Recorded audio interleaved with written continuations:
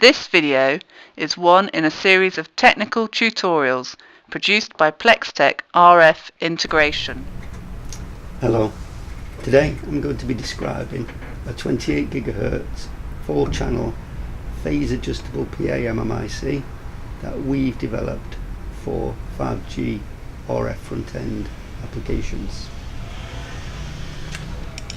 Now, 5G promises to offer the user the perception of near infinite capacity, and when we started to define the architecture and the requirement specification of this IC, we asked ourselves, what are the key features of 5G? And the answer is, nobody knows.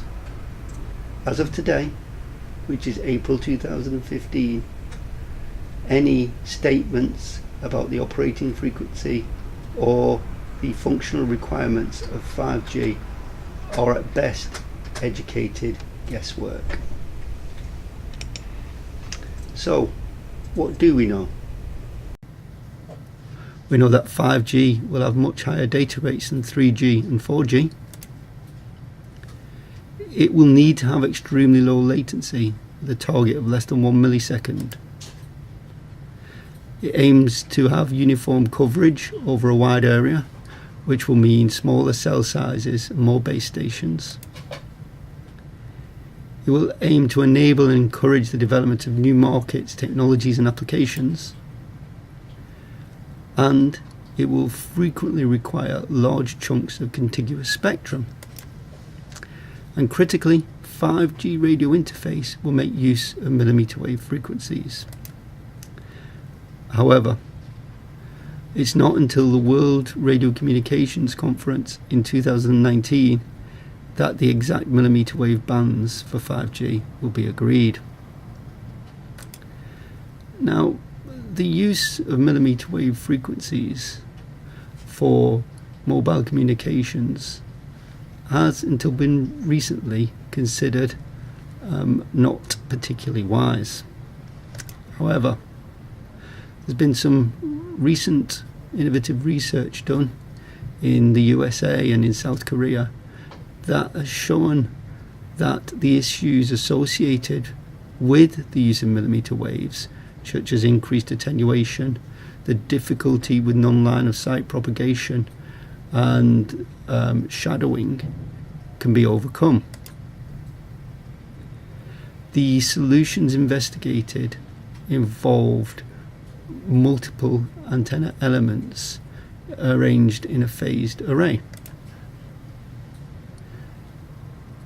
One of the key bands, or a number of the key bands that are strong candidates for the 5G radio interface, fall within the 27 to 29.5 gigahertz range, with much of the research to date being conducted at around 28 gigahertz. So this was the reason that we focused on a 28 gigahertz IC, and we developed a 4-channel transmitter IC. We felt that 4 channels was the right balance between having a good level of functionality without resulting in an IC that became too large. Each of the channels contains a PA with an integral, independently controllable 4-bit phase shifter. This is the architecture for our IC. The area within the blue dotted line is the IC itself. At the input there's a 4-way splitter, a driver amplifier in each channel, followed by a 4-bit digitally controllable phase shifter, then 2 further stages of power amplification. There are thus 4 independent outputs. Now, in the front end there will be some transmit filtering to provide harmonic rejection and to reject signals or noise that falls within the receive band of the system. And then there will be antenna elements at each of the outputs. And we've got a 4-channel IC, and it can be used to develop a 4-element radio. But if you want a mobile device or a base station with a higher number of antenna elements, you can simply parallel up a number of these ICs. This is the layout of one channel. This is a test chip for a single channel, and you can see the input is over at the left hand side and the output is over at the right hand side. You can see that the output is formed from 4 power combined transistors.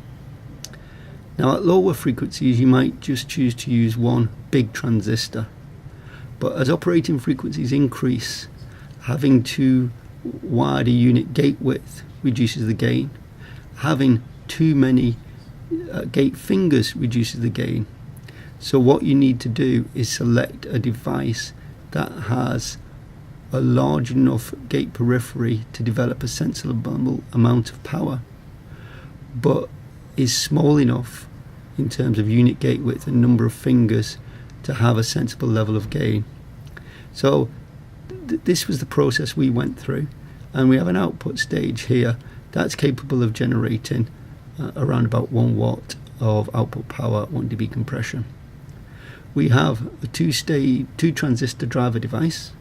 Now you don't want to make your driver device too small, because if these amplifier stages have about 7.5 to 8 dB of gain, and if you were, for example, to attempt to make your driver stage from a single transistor, which was 1/4 of the size of the output stage, then it would be 6 dB backed off, 6 dB less power compared to the output stage. So it would be compressing at the same time as the output stage, and you would reduce the linearity of the whole IC. Before the driver stage, you can see our 4-bit phase shifter. This uses a switch filter topology, and I'll say a little bit more about how that's realized shortly. And each of the bits includes level shifting circuitry and single to differential conversion circuitry, so that the control come from single 0 plus 5 volt lines for each bit. At the input we have an amplification stage which is similar in size to the driver stage, formed from 2 power combined transistors. The phase shifter is a switch filter design, and switch filter designs are most simply of this sort of topology, and this is actually the topology we used in the most significant bit of our IC. You have 2 RF switches which route the signal either through a low pass filter or through a high pass filter.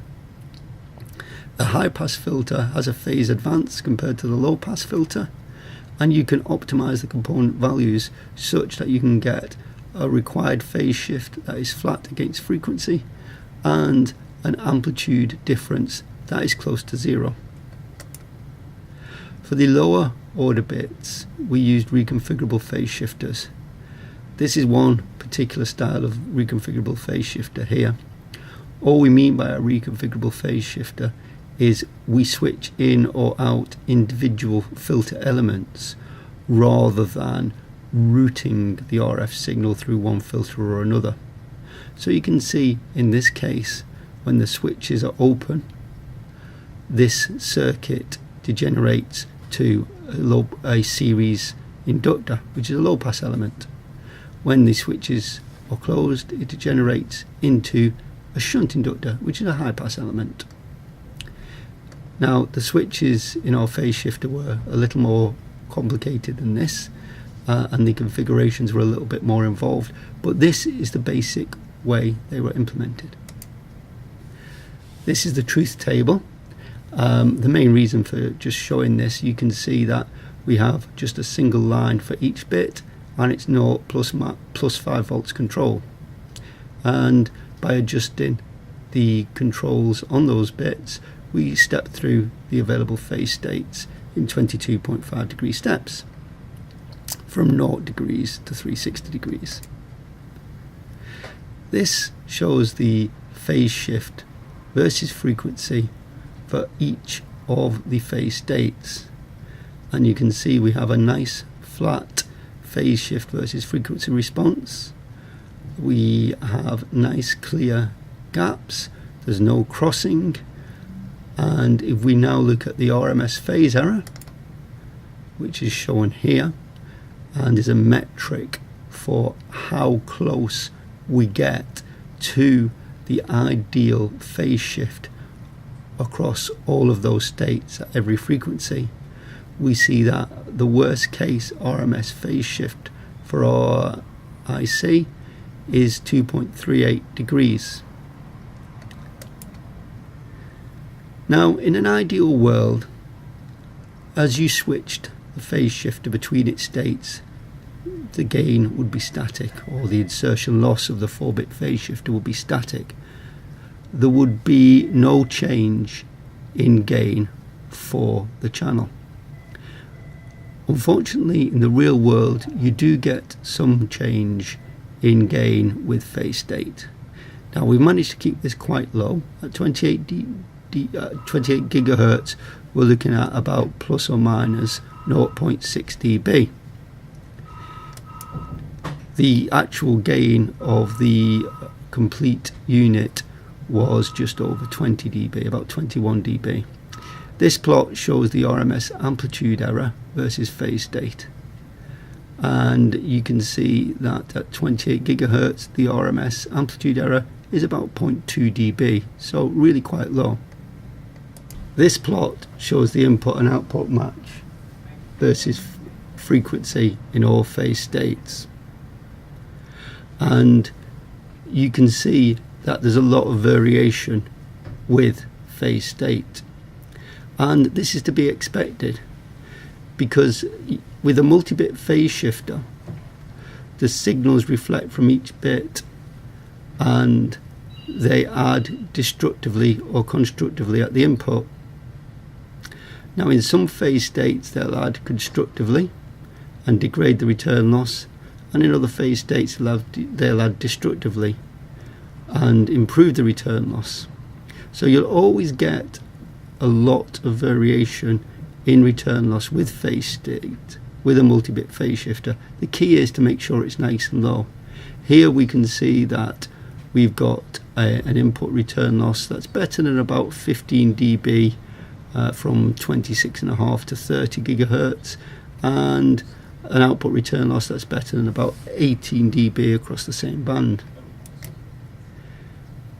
The P1 dB versus frequency is plotted here, and we see at 28 gigahertz we have an output referred 1 dB compression point of around 30 dBm or 1 watt.